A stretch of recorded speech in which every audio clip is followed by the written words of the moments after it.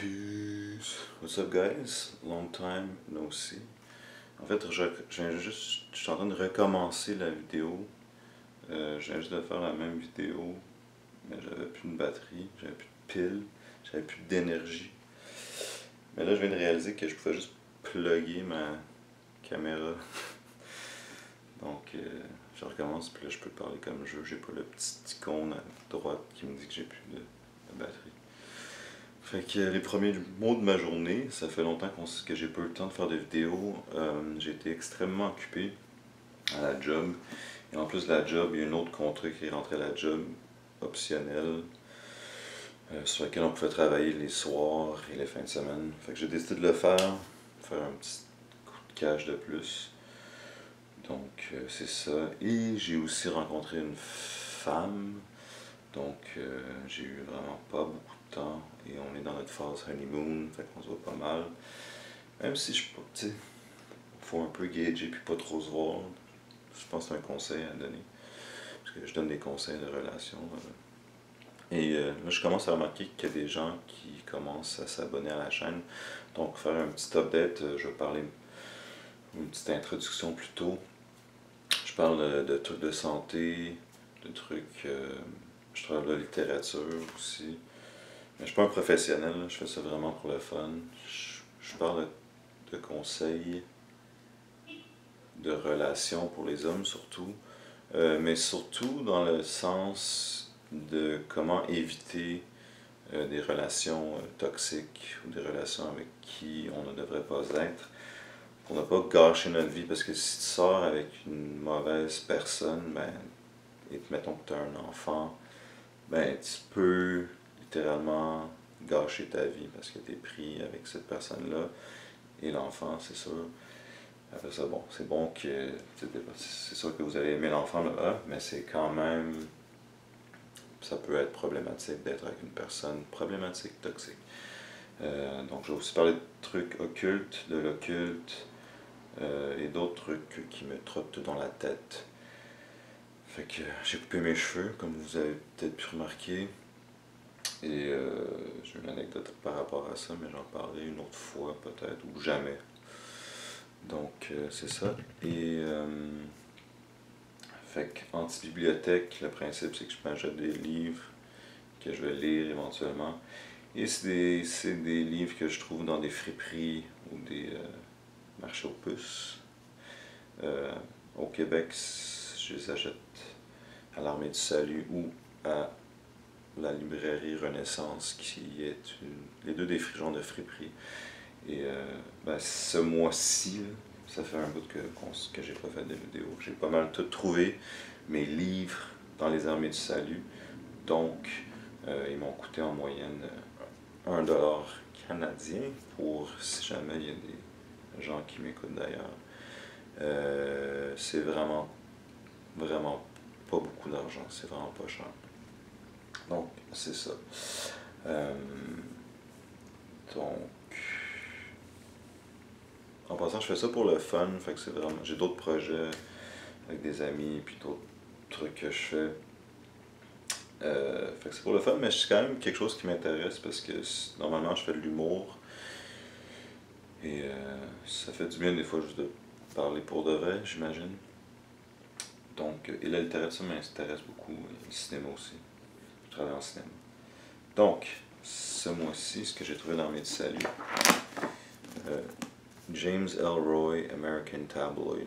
Donc, ça c'est l'auteur de LA Confidential qui a été adapté au cinéma. Je sais pas trop exactement c'est quoi. Il paraît que c'est bon. What's up? Je vais faire ça vite parce qu'il faut que j'aille travailler. On est le matin, c'est pour ça que je suis poqué.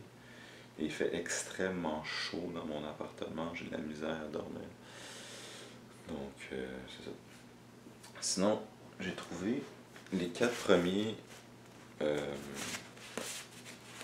Dark Tower de Stephen King, qui, pour ceux qui ne connaissent pas, c'est sa série fantastique. Et apparemment, tout son univers serait connecté au Dark Tower, la série Dark Tower. Donc, j'ai trouvé les 4 premiers en état impeccable. Et Donc je suis quand même content.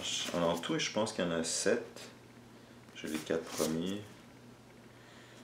Ouais, il y en a 7. Je pense qu'ils ont été révisés à un moment donné aussi. Je sais pas. Donc sinon, Under the Volcano de Malcolm Lowry, qui apparaît dans plusieurs top listes. Je sais pas, paraît que c'est bon. Paraît que c'est bon. Donc c'est ça.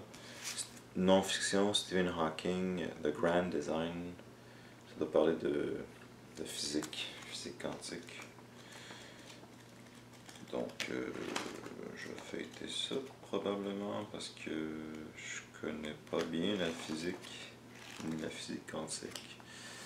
Alors c'est ça. J'ai trouvé un Chuck Palahniuk qui est pour moi un peu du bonbon. Je lis ça entre des romans plus sérieux, plus complexes.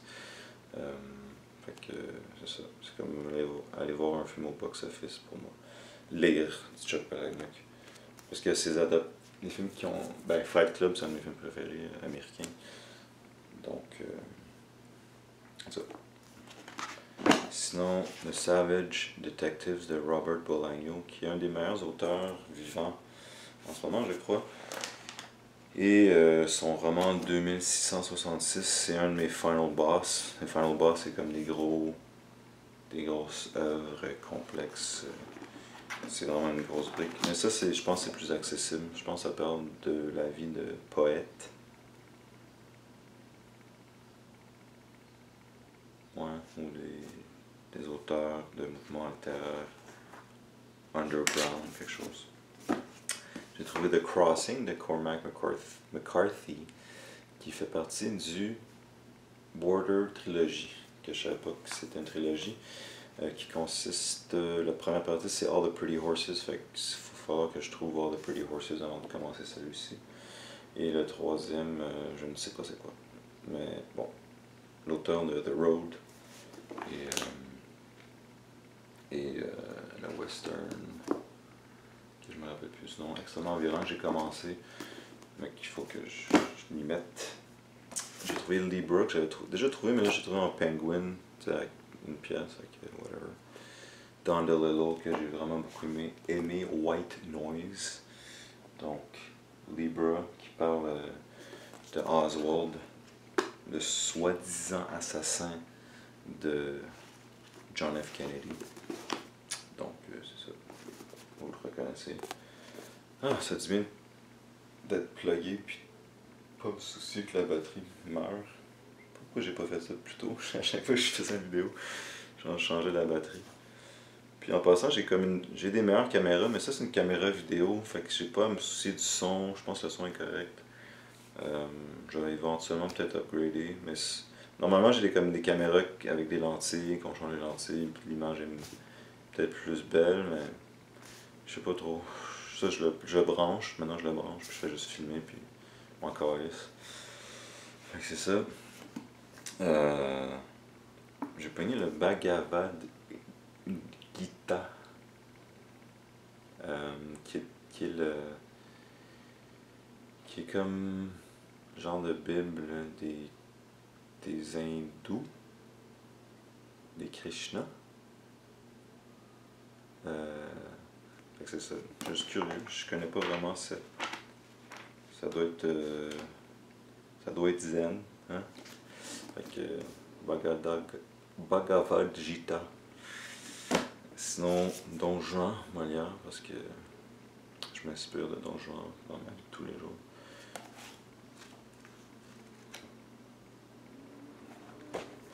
Donc, ensuite, j'ai trouvé Le Chevalier Inexistant, que j'aurais acheté neuf, genre, mais quand je l'ai trouvé à l'Armée du Salut, fait que je suis content. D'Italo Calvino. Je suis en train de lire c'est... Je sais pas de cerveau ce matin. Il fait trop chaud. Il fait extrêmement chaud. J'ai la misère à dormir ces temps-ci. C'est ça. Sinon, j'ai trouvé ça. Je sais vraiment pas c'est quoi. R.K. Narayan, The Man-Eater of Malgudi. Mais je me dis que c'est sur la maison d'édition de Penguin. Fait que ça doit être bon. c'est comme à ces prix-là, je suis comme, whatever, une pièce. Un livre sur les Templars. Fait que, je sais pas trop. Sinon, j'espère que vous allez bien. Si jamais vous... En ce moment, je fais vraiment cette chaîne-là pour le fun. Fait que, mais si jamais vous voulez que je parle de quelque chose, je sais qu'il y a juste comme, en ce moment, présentement, 18 subscribers, 18 abonnés. Mais quand même, vous pouvez laisser des commentaires. Sinon, j'ai pogné Roméo et Juliette sur la maison d'édition Oxford, qui est apparemment vraiment une bonne maison d'édition. Puis comme je le disais, j'ai fait un peu de recherche, puis il paraît que le papier est de meilleure qualité. Puis j'avoue que j'y avais jamais pensé à ça, mais comme plus le papier est bon, plus ça va durer longtemps. Donc Shakespeare, Roméo et Juliette, que j'ai jamais lu. J'ai jamais vraiment lu de pièce de théâtre non plus. Fait que ça serait peut-être un genre d'exercice. Surtout que, tu sais, je m'intéresse beaucoup au cinéma, puis dans le fond, le théâtre, c'est comme le cinéma.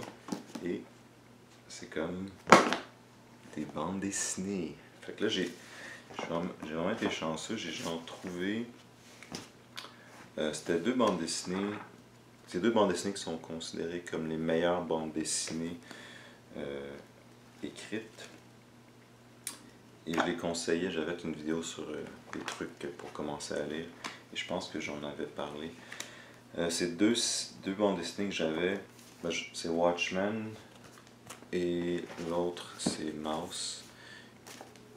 Et Watchmen, je l'avais passé à quelqu'un, puis je me rappelle plus à qui je l'avais passé. Mais j'ai trouvé ça à l'Armée du Salut pour une pièce. Ça c'est genre 30 pièces.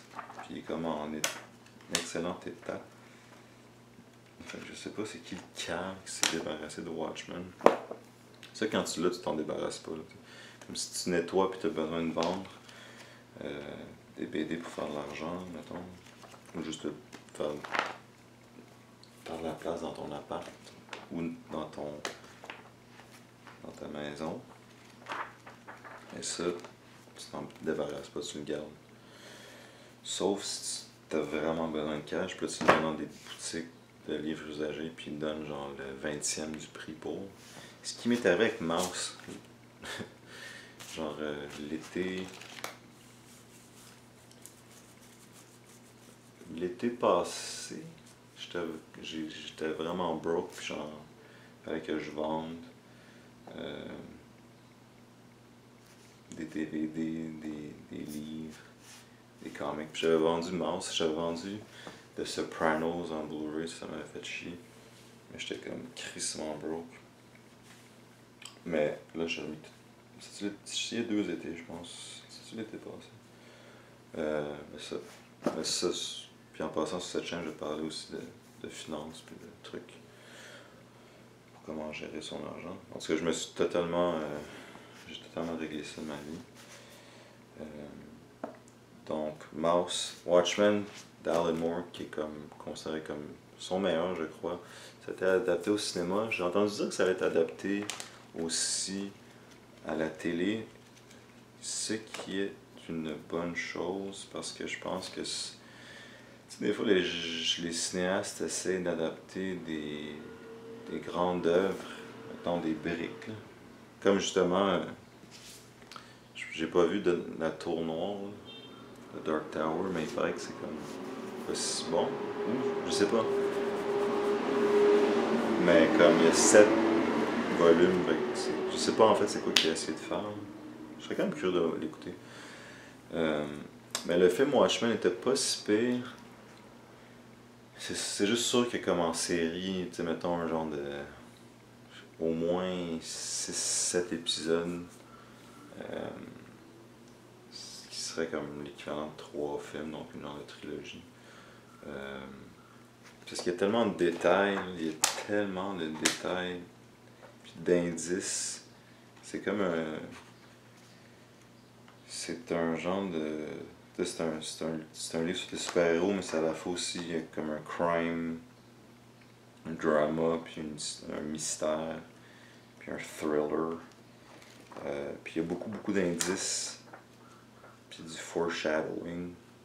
Je sais pas c'est quoi en français, foreshadowing. Il y a beaucoup de détails, c'est vraiment bon. C'est considéré comme un des meilleurs. Et ça, c'est comme tout genre confondu, donc tout genre littéraire confondu. Donc ça se retrouve dans les top 100, là, genre, ou top whatever. Ainsi que Mouse qui parle de l'Holocauste et avec... ben c'est des personnages anthropomorphiques. Donc, c'est ça le terme, c'est comme... C'est des animaux qui ont des traits de caractère humains. C'est comme des humains, là, comme genre... Ben, il y a plein d'exemples. Pour Yojimbo, Usagi Yojimbo, ou les tortues ninja, c'est comme des genres d'humains, mais c'est genre des animaux. Donc c'est ça. Fait que ça parle de l'Holocauste. Et j'ai retrouvé, fait que quasiment en neuf. Fait que je suis vraiment content parce que j'avais dû les vendre. Et je rentrerai pas dans le détail, mais là j'ai retrouvé mes BD que j'avais perdus. Il y en a un que je voudrais relire, c'est... J'ai relu V for Vendetta récemment d'Alan Moore, mais il y a From Hell que je pense que j'avais jamais terminé pour une raison par rapport.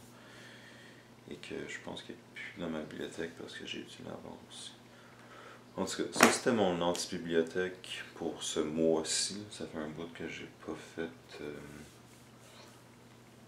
vidéo, j'ai été extrêmement occupé. Je fais ça pour le fun, mais comme je me dis que peut-être dans 5 ans, je vais peut-être avoir un minimum de following. Si YouTube existe encore, c'est sûr que oui, mais comme il y a beaucoup d'histoires de censure, puis mettons, quand je parle de trucs de relations, je pense que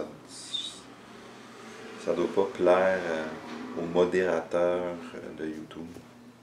Donc, c'est cela.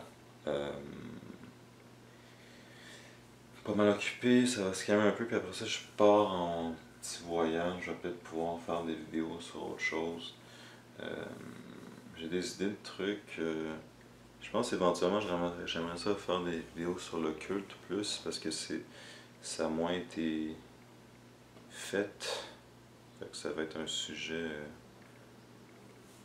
intéressant, puisque dans le fond, c'est tout ce que j'apprends, mettons, sur les relations, Red Pill, l'occulte, la magie, la plupart du temps c'est en anglais. Fait que je peux comme un peu faire une vulgarisation de ça, puis le traduire, puis l'expliquer à ma façon, donc en balbutiant et en trébuchant dans mes mots comme un câble.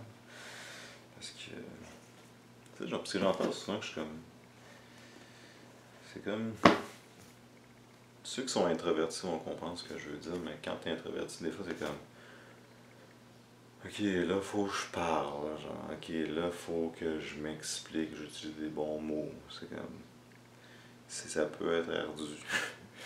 Puis comme, là je fréquente une femme qui est plus extravertie, mais je pense normalement les gens introvertis et extravertis se complémentent bien. Mais moi j'aime ça parce que j'ai comme pas besoin, j'ai moins besoin de parler. Là, je pars sur un autre sujet.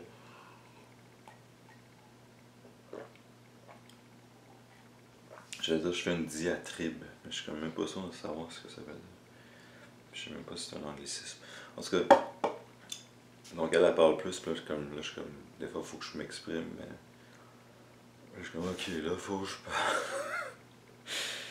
Mais j'avoue que je suis pas mal dans ma bulle, et je suis quand même introverti, mais je suis capable de parler comme vous pouvez voir.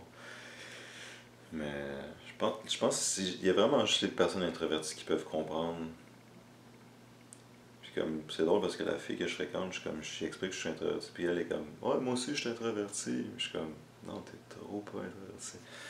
En tout cas, mais on se comprend entre introvertis. Si vous êtes introverti, si vous êtes extraverti, ben, peut-être que vous savez même pas de quoi je parle. Mais j'ai fait une vidéo là-dessus. Je vais pas mettre de lien, j'ai pas le temps de mettre des liens. Allez cliquer sur le lien, juste allez voir dans mes vidéos. Puis... Mais en tout cas, la chaîne grandit de comme un abonné par mois. Genre. Mais j'imagine que je sais pas trop comment ça fonctionne. Euh, mais c'est pas grave.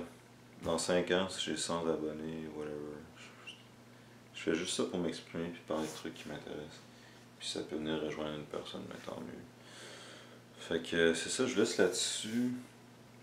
Faut que j'aille travailler. Et ben, je continue quand même à faire des vidéos parce que c'est juste le fun, puis ça permet de m'exprimer, puis c'est pas un truc. Parce que normalement, je fais des trucs d'humour, puis. Mais c'est comme. À longue, c'est comme, ok, je suis comme.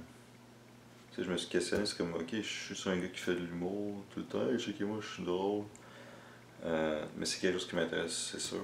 Je pense que j'ai un talent pour. Il faut pas gaspiller ses talents dans la vie. Donc, c'est ça, je vais vous laisser là-dessus. Et je vous souhaite un bon mois. Je pense que je vais sortir les antibibliothèques au mois, une fois par mois à peu près. Fait que c'est ça. Nouvelle coupe de cheveux, nouvelle vie. Alright, peace.